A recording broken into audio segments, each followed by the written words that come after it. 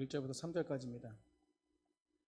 우리 한 절 한 절 교독하시겠습니다. 그러므로 형제들아 우리가 끝으로 주 예수 안에서 너희에게 구하고 권면하노니 너희가 마땅히 어떻게 행하며 하나님을 기쁘시게 할 수 있는지를 우리에게 배웠으니 곧 너희가 행하는 바라.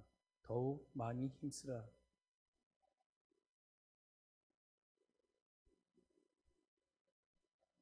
다 같이 하겠습니다. 하나님의 뜻은 이것이니 너희가 거룩합니다. 곧 음란을 버리고. 아멘. 우리 옆 사람과 인사하겠습니다. 사랑합니다.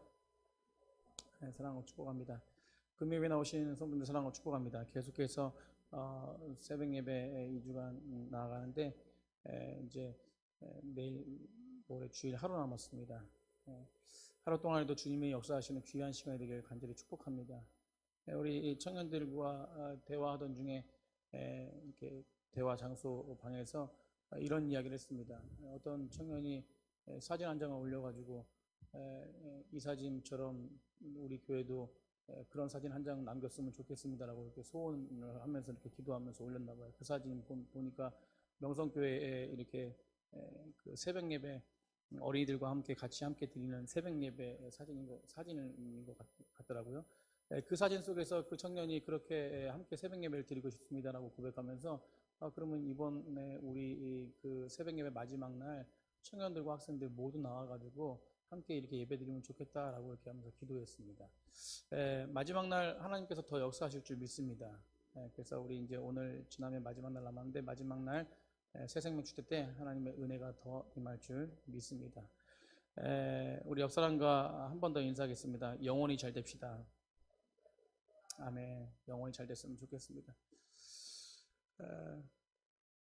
오늘 예수님께서 제가 주일날 설교했듯이 이 땅에 오셔서 우리 제자들에게 핵심 포인트를 가져오셨습니다. 그리고 교회가 가장 중요하게 해야 될 일이 무엇인가? 그것은 바로 모든 민족으로 그들에게 가르치고 또 제자를 삼고 가르치고 지키게 하는 일, 세례를 주고 널리 전파하는 일, 이것이 바로 교회들이 가장 중요하게 해야 될 일이었습니다. 우리는 그 명령을 그분의 뜻이며 또 그분이 우리께서 원하시는 뜻이기 때문에 그 명령을 온전하게 지켜야 되죠. 그렇기 때문에 우리는 제자 삼는 일에 열심을 다해야 될 줄 믿습니다. 오늘 본문의 편지를 봅니다. 데살로니가 전서인데 데살로니가 전서 성도들에게 보낸 편지입니다. 바울이 2차 전도 여행 때 빌립보에서 복음을 전하다가 빌립보에서 핍박을 당하죠. 핍박을 당해가지고 그것으로 인하여 떠나서 실라와 디모데와 함께 도착한 지역이 바로 데살로니가 지역입니다. 사도행전 17장에 보면은 데살로니가 지역에서 바울은 약 3주간 강론을 했는데요. 그 강론을 통해서 그 강론이 복음적인 내용인데 복음을 통해서 그곳에서 놀라운 역사들이 일어납니다. 뭐 야손의 형제들, 경건한 헬라인들, 뭐 유대인들, 적지 않은 무리들이 귀부인들도 마찬가지고 여러 가지 많은 사람들이 그곳에서 복음을 듣고 변화되게 되죠. 변화되게 되는 그 환경 가운데 또 유대인들은 바울을 시기하여 계속 죽이려고 합니다. 그럼에도 불구하고 바울은 계속해서 아데노를 향해서 또 복음을 전하고 복음을 전하면서 데살로니가 교회가 염려가 돼가지고 오늘 데살로니가전서 3장 1절에도 나와 있지만 이렇게 표현합니다. 우리가 참다가 못하여 너희들의 소식이 너무 궁금해서 디모데를 그곳에 보낸다라고 말하죠. 그래서 참 데살로니가 지역은 바울에게도 굉장히 의미 있는 지역이었고 짧게 있었지만 굉장히 큰 역사, 그곳에 믿음의 역사와 사랑의 수고가 있었던 귀한 능력 있는 장소가 바로 데살로니가 교회였다는 것입니다. 우리 성도들에게 있어서 우리가 정말로 진정으로 우리 심령이 잘 되면은 굉장히 하나님께서는 우리를 기뻐하신다는 것입니다. 오늘 그것처럼 바울의 모습처럼 그것이 너무 궁금하고 염려가 되고 그리고 그곳에서 어떤 일이 벌어지는지 궁금하고 이런 것이 바로 하나님의 마음이고 하나님의 모습인 줄 믿습니다. 오늘 바울은 계속해서 그래서 디모데를 그곳에 보냈고 그곳에 여전히 주 예수 그리스도의 사랑을 가지고 언제나 그곳을 바라봤습니다. 근데 그곳은 특별한 곳이었습니다. 어떤 곳이었냐면 그 데살로니가 장소는 굉장히 많은 사람들이 왔다 갔다 거리는 그 항구 중심 도시였고 굉장히 그리고 여러 가지 사람들, 여러 사람들이 함께 지내는 장소였습니다. 그렇기 때문에 그 장소에는 굉장히 타락한 어떤 문화들이 많았고 염려들이 굉장히 많았습니다. 그래서 여러 가지 이 부분 속에서 그 안에서 타락하고 힘겹고 여러 가지 상황 속에서도 그 가운데 굉장히 중요했던 것은 데살로니가 교인들이 그렇게 믿음을 지키는 모습을 보면서 바울이 굉장히 칭찬을 합니다. 그 지역이 바로 데살로니가 지역이었습니다. 그래서 바울이 그 성도를 보면서 이렇게 고백합니다. 데살로니가전서 3장 8절에 너희가 주 안에 선중 우리가 이제는 살리라라는 것이죠. 그것은 뭐냐면 이제 그 지역 가운데 환경과 상황은 그럴지 몰라도 계속해서 데살로니가 교인들은 성도들은 하나님을 향한 애씀과 힘씀이 굉장히 컸다라는 것입니다. 그래서 바울은 그 모습을 보면서 그 마음에 굉장히 기쁨이 있었고 이 기쁨이 하나님과 동일하게 있었다는 것을 고백하는 것입니다. 사랑하는 성도님들, 저 담임 목사님도 그렇고 저도 그렇고 새벽 예배 때 많은 성도들이 나와가지고 기도하는 모습 보면서 정말 속으로 어떤 생각을 하냐면 저도 마찬가지지만 살만 난다라는 생각을 하게 됩니다. 왜냐하면 그걸 통해서 또 계속해서 신앙을 지키고 하나님을 더 부르짖으며 하나님께 더 가까워가는 모습을 통해서 살만 나죠. 그런데 오늘 모이신 성도님들도 살만 나십니까? 살만 나시는데 너무 많이 빠지신 것 같아요. 그죠? 정말로요, 하나님은 우리의 이 모임을 통해서, 이 예배를 통해서 살맛이 나실 것입니다. 그것처럼, 우리 교회도 동일하게 살맛 나는 교회가 되어야 됩니다. 그렇다면, 이 영적인 문제가 계속해서 더해 나갈 때 살맛이 나는 교회가 되는 것이죠. 오늘 바울은 그것을 칭찬하면서 너희가 정말로 그 안에 섰다라고 얘기하면서 굉장히 칭찬하면서 그들을 축복합니다. 우리 믿음의 성도는요, 이 땅을 살아가면서 진정으로 하나님의 은혜 가운데 거하는 믿음의 사람들이 되어야 될 줄 믿습니다. 삶의 환경은 어떨지 몰라도요, 늘 주님과 관계가 올바로 맺어져야 되는 것이죠. 그래서 바울은 시편에 다윗은 57편에 뭐라고 하냐면 새벽을 깨운다라고 고백합니다. 다윗의 상황이 굉장히 녹록하고 정말 좋은 상황이 아니었습니다. 도망자였고 핍박받고 여전히 그 상황 가운데서 해결되지 못하는 여러 가지 문제들이 있었지만 바울은 뭐라고 57편에 고백하냐면 내 마음이 확정되고 확정되었다는 것이죠. 내 마음이 누구에게 확정됐습니까? 하나님 앞에 확정됐다는 것이에요. 그 확정되어서 내가 어떤 상황 속에서도 하나님을 찬송하고 하나님께 영광을 돌릴지어다라는 것입니다. 그렇게 고백을 하는 것이죠. 우리의 고백이 이런 고백이 되어야 될 줄 믿습니다. 십자가의 삶은요, 사실은 굉장히 쉬운 삶은 아닙니다. 그러나 우리 10년 가운데 함께 하시는 그분이 계시기 때문에 우리가 쉬운 삶이 아니지만 우리 환경 가운데도 이겨내며 나아갈 수 있는 것이죠. 왜 그러냐면 그 십자가의 부활의 능력을 경험하고 십자가를 지고 가는 자들에게는 하늘의 권세와 땅의 권세를 가졌다라고 얘기합니다. 우리가 그런 자들이에요. 그렇기 때문에 우리는 계속해서 더 하나님과 친밀한 관계를 맺어야지만이 우리가 정말로 진짜로 이 땅에 살아가면서 하나님의 권세와 땅의 권세를 가진 자처럼 살아갈 수 있다는 것입니다.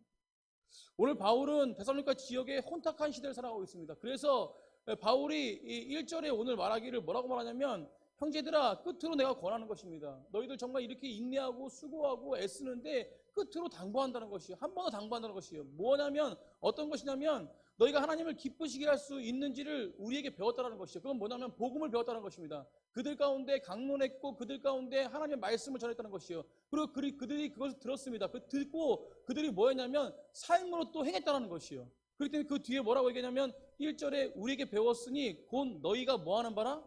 행하는 바라라는 것이죠. 뭐 했다는 것이요? 행했다는 것입니다.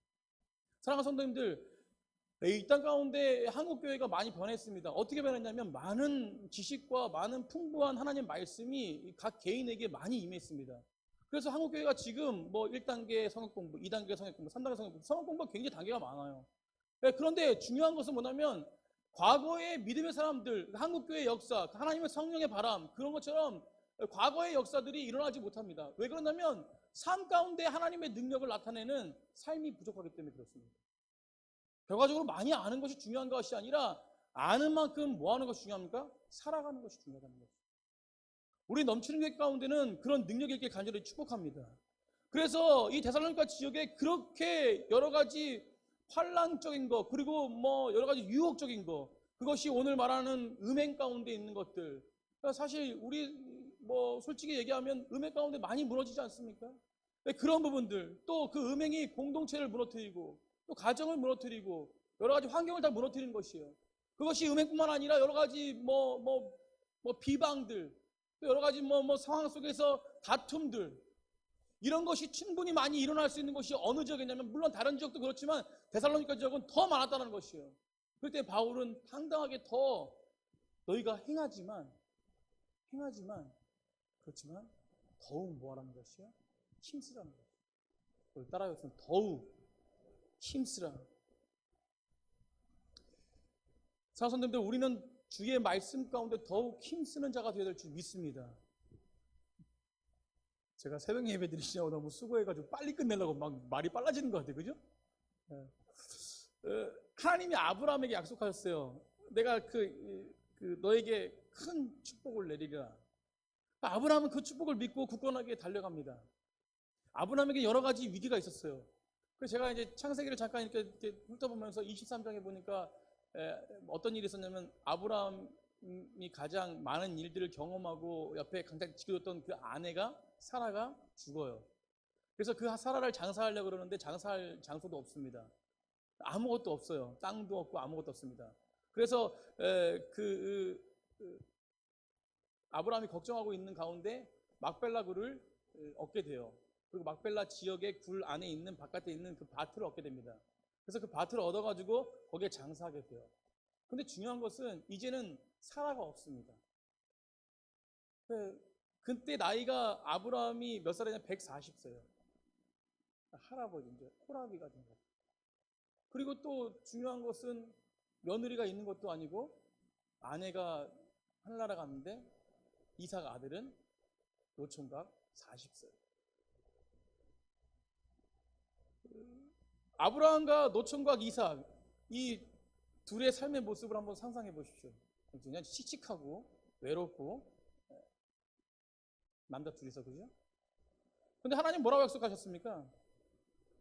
하나님은 땅에 대한 약속을 하셨어요. 내가 너에게 가나안 땅을 주겠다라고. 그리고 또 자손에 대한 약속을 하셨습니다. 내가 해와 별같이 많게, 바다 모래같이 엄청나게. 그런데 이삭을 보니까 뭐예요? 노총각. 지금 땅을 보니까 뭐예요? 장사할 곳도 없어가지고 겨우 400세겔로 땅을 샀는데 막벨라 지역에 밭을 사가지고, 이스라엘에 가보니까 무덤이, 가족 무덤이 있는데 이렇게 굴에 들어가면 이 한쪽에 무덤, 이 한쪽에 무덤이 가지고 조그맣게 이 정도의 가족 무덤이 이렇게. 근데 그런 무덤인 것 같아요. 그럼 밭이라면 엄청 큰 밭도 아니고 조그만 밭이었죠. 근데 하나님의 지금 아브라함의 상황은, 그 현실은 하나님의 약속과는 거리가 멀어 보여요. 굉장히 가나안 땅처럼 풍성한 땅 아니라 막벨라 굴 하나 있는 밭. 자녀 풍성한데 지금 보이는 거는 노총과 밭. 자기는 언제 죽을지 모르는데 140살이 됐는데 아들은 결혼도 안 하고. 어쩌면 우리의 모습이 그런 모습 아닙니까? 하나님의 약속에 비해서 지나치게 빈약한 현실 속에 살아가고 있는 모습이죠. 우리의 모습이 그런 모습 같아요. 우리의 상황을 보면은 다 부족해 보여요. 박명수 집값이 엄청 많이 올랐잖아요. 그죠? 엄청 많이 오른 집을 당첨이 돼서 분양을 받았는데 그냥 모르고 그냥 며칠 안 돼서 팔아버렸네요. 어떤 분이요? 근데 1년이 되니까 4억이 올랐대요. 부동산에서 막 전화가 와요. 팔으셨냐고. 어떤 분이요? 그분이 고백하기로 뭐라고 하면, 저는 그 돈이 필요 없습니다. 성도님들, 이 땅 가운데 하나님께서 주신 약속이 무엇입니까? 너희 잘 먹고 잘 살고 많은 것을 주겠다고 약속하셨습니까? 아닙니다.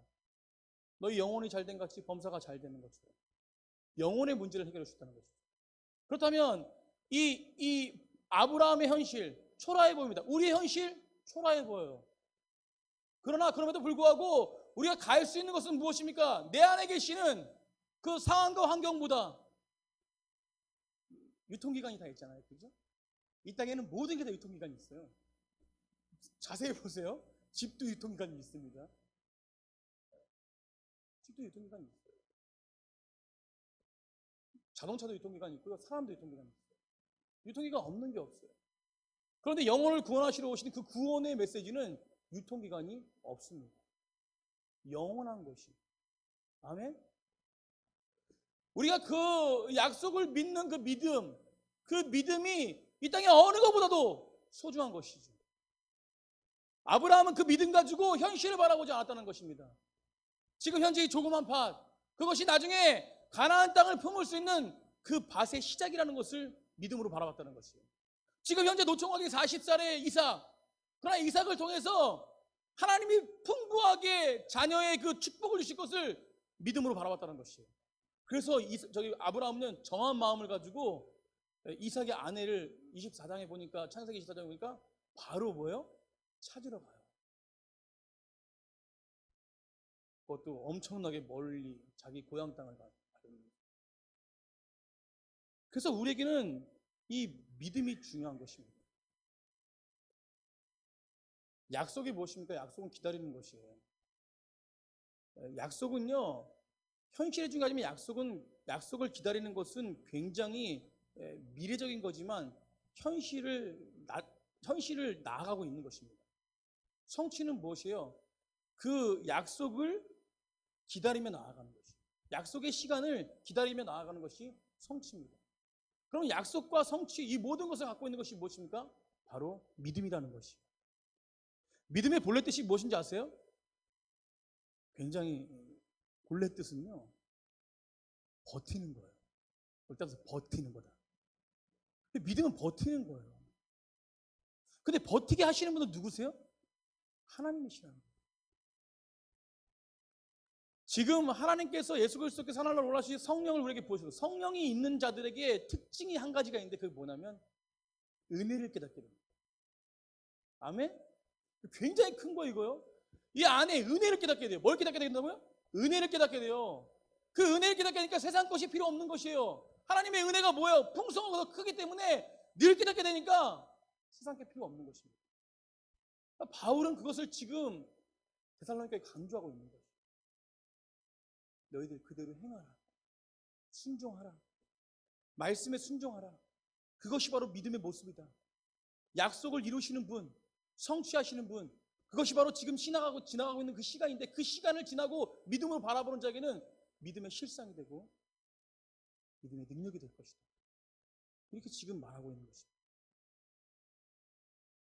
성경에 보면 변함없이 아브라함, 그리고 모세, 다윗, 선지자들, 지도자들, 바울도 마찬가지입니다. 오늘 말씀 바울도 마찬가지예요. 정한 마음을 가지고, 그 믿음을 가지고 주님을 바라봤어요. 그러니까 현실은 여전히 유혹이 있고 여전히 많은 것들이 있어도 그 약속을 이루시고 또 지금 성취를 하시고 그 시간을 걸어가는 믿음의 눈으로 바라보는 그들을 이끄시는 것입니다. 그것이 바로 우리 하나님이시라는 거예요. 사랑하는 성도님들, 우리는 그래서 정한 마음이 있어야 됩니다. 다니엘의 정한 마음이 있었잖아요. 현실은 뭐예요? 현실은 죽음입니다. 왕이, 임금이 자기를 위해서 기도하지 않고 다른 사람을 위해서 기도하는 일이 있다면 다 죽일 것이다, 사자굴에 넘길 것이다, 다 이렇게 얘기했음에도 불구하고 정한 마음을 가지고 다니엘은 계속해서 기도합니다. 목숨을 내놓는 기도였잖아요. 우리에게 이 정한 마음이 있기를 간절히 축복합니다.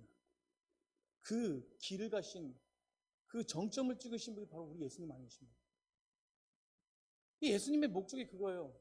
자신의 신앙을 지키기 위해서 그런 것이 아니라, 자신이 그냥 하나님과 관계를 지키기 위해서 그런 것이 아니라, 예수님은 결과적으로 그 순종의 길을 간 것은 영혼을 위해서였던 것입니다. 그래서 우리가 영혼 구원, 이것이 교회의 정점이 되어야 될 줄 믿습니다. 따라서 영혼 구원, 이것이 교회의 정점이 되어야 됩니다. 최고봉이 되어야 되죠. 우리 뒤에 영혼 이렇게 써하지 않습니다.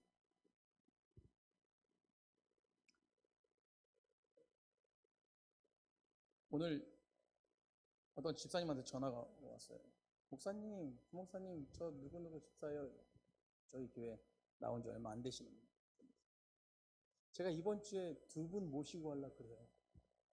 저는 너무나 은혜스러워. 몇 분이 오실까, 몇 명이 오실까 자유함이 있지만요, 그럼에도 불구하고 많이 왔으면 좋겠어요. 많이 오셨으면 좋겠거든요. 근데 그럴 때마다, 작년에도 그랬어요. 새생명 축제 할 때마다 생각지도 않은 곳에서 모시고 온다고 전화가 몇 번이 와요. 2분을 모시고 온다. 별로 커 보이지 않으시죠? 한번 주일날 보세요. 몇 분 오시나. 두 분이 얼마나 큰지. 하나님은요, 우리보다 앞서서 일하십니다. 우리는 그냥 단순히 그냥 하나님의 일에 순종할 뿐이에요. 오늘 바울이 당당하게 그들에게 데살로니가 교인들에게 축복하면서 고백하면서 뭐였냐면 너희들이 아는 지식으로 끝나지 않고 순종하라는 것이에요. 말씀에 순종하는 삶을 살아간다 보면 하나님이 너희를 이끄시고 너희를 인도하신다는 것입니다. 그렇기 때문에 그 말씀에 순종하는 것이 굉장히 중요하다는 거예요. 하나님은 넘치는 교회에게 각자의 부분 속에서 순종할 수 있는 또 메시지를 주십니다. 그러나 우리 가운데 하나님이 지금 우리를 통해서 역사하시고 우리를 통해서 순종하게, 공동체를 통해서 순종하게 원하시는 것이 무엇입니까? 바로 영혼 구원이라는 것입니다. 새 생명 축제를 주셨습니다. 새벽마다 부르짖고 영혼을 위해서 부르짖고 기도합니다. 그러나 중요한 것은 뭐예요? 우리가 한 명을 더 데리고 오고 한 명을 더 이끄는 것이 아니라 하나님의 일하심을 맛보는 것이에요. 우리가 기도하는 것이 우리가 모시고 안 왔더라도 우리가 기도하게 되면 그것은 바로 우리의 기도에 응답하시는 하나님의 능력을 경험하는 장소가 되는 것입니다. 오늘 그 집사님을 통해서 우리의 기도가 응답됐습니다. 몇 분이요? 두 분이요. 그러면서 이런 말씀 하시더라고요. 한 분이 될지 모르지만 두 분 모시고 온다 그랬는데 한 분이 될지 몰라요. 한 분이 될지 몰라요. 그래서 두 분 될 줄 믿습니다 하고 끊었어요, 제가.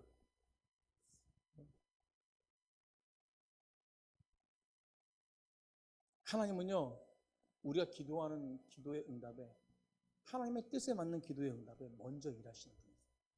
그래서 출애굽기 23장 20절에 이런 말씀이 있습니다. 내가 사자를 내 앞에 보내어 길에서 너를 보호하며 너를 내가 예비한 곳에 이르게 한다라는 것이에요. 우리 신명기 1장 33절에 뭐라 합니까? 그는 너희보다 먼저 길을 가시며 장막 칠 곳을 찾으시고 낮에는 구름 기둥으로 밤에는 불 기둥으로 너희를 보호하신다고 지키신다는 말씀입니다. 먼저 가셔가지고 지키신다는 거죠.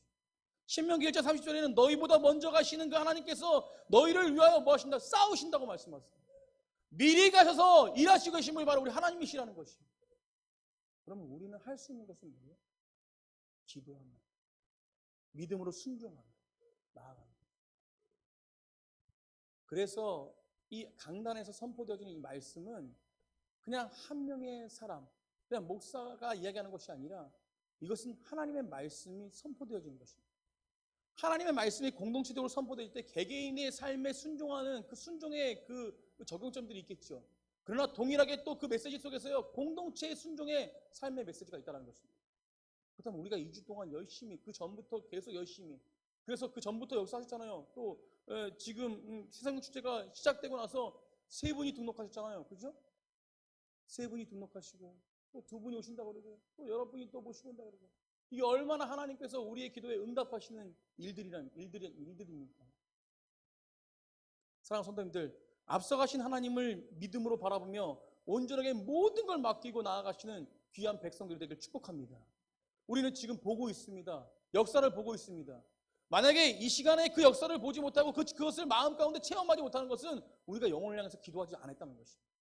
영혼을 향해서 기도했다면 그것이 얼마나 크고 얼마나 위대한 일인지, 하나님이 벌써 일하신 것이 얼마나 놀라운 일인지 벌써 10년 가운데 주님 감사합니다라는 고백이 나올 것이다. 사랑하는 성도님들, 그래서 믿음의 가정은 하나님의 말씀 위에 든든하게 서야 될 줄 믿습니다. 솔로몬이 이렇게 고백하잖아요. 잠언서 1장 8절부터 9절까지 내 아들아 내 아비의 훈계를 들어라. 내 어미의 법을 떠나지 말라. 이는 너희의 아름다운 관이요 그리고 너의 목에 금사슬이다. 머리에 아름다운 영광이죠. 목에 금사슬입니다.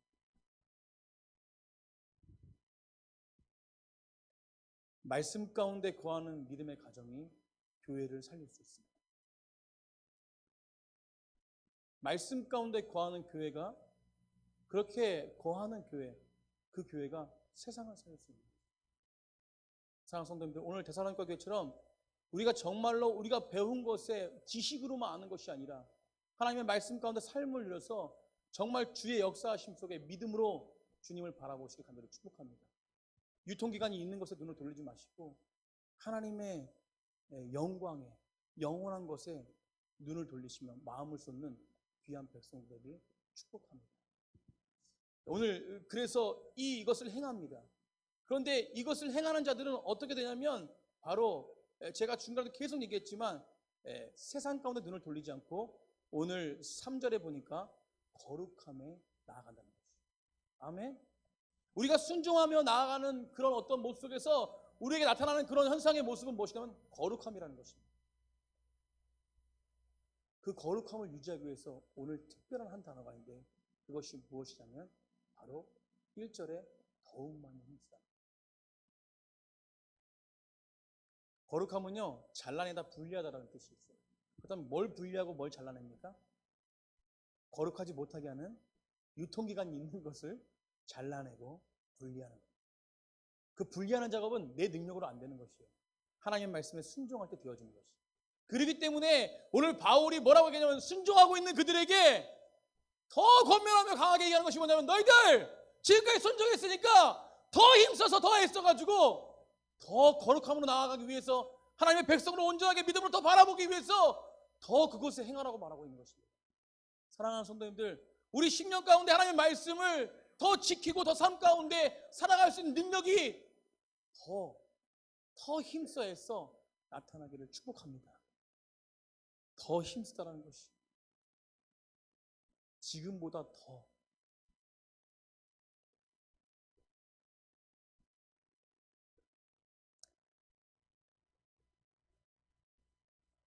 이런 스포츠 용어가 있지 않습니까? 공격이 최선의 방어다. 방어를 하는 게 아니라 더 나아가는 것이.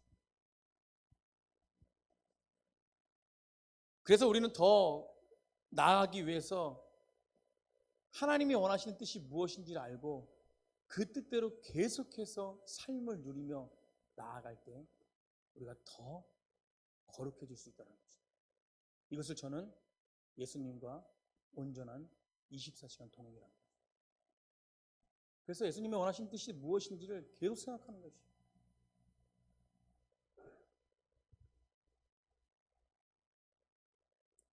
그 공격의 무기는 저는 데살로니가전서 5장 16절 17절입니다. 항상 기뻐하고 쉬지 말고 기도하고 범사에 감사하는 것입니다. 이것이 무기가 될 수 있는 것이죠. 사랑하는 성도님들, 오늘 말씀을 정리하겠습니다. 하나님은 먼저 가셔서 일하시고 우리에게 성령으로 우리를 이끄시는 분이십니다. 그렇기 때문에 우리는 충분히 하나님 말씀을 행할 수 있는 능력이 우리 심령 가운데 있습니다. 주변에 유통기간을 있는 모든 세상 가운데 관점들을 벗어버리고 하나님을 바라보십시오. 주님이 일하시고 주님이 우리를 이끄실 것입니다. 그 행함이, 그 능력이 그냥 단순히 한 번으로 끝나는 것이 아니라 더 힘쓰고 애쓰는 우리 넘치는 그 성도님들 되시길 축복합니다.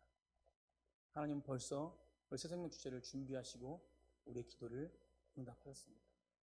믿고 준비하시고 마지막 날까지 하나님의 은혜를 강구하며 기다리며 여전히 예배 가운데 사실 힘들고 지치는 일도 있지만 육체적으로 또 열심히 일하고 지금 나와서 이렇게 예배 드리는 것이 힘들고 지칠 수도 있지만 그럼에도 불구하고 그 힘들고 지침을 더 뛰어넘어 위로하시고 또 만지시는 그 주님 앞에 오늘도 참 힘을 얻고 돌아가는 귀한 시간이 되길 축복합니다.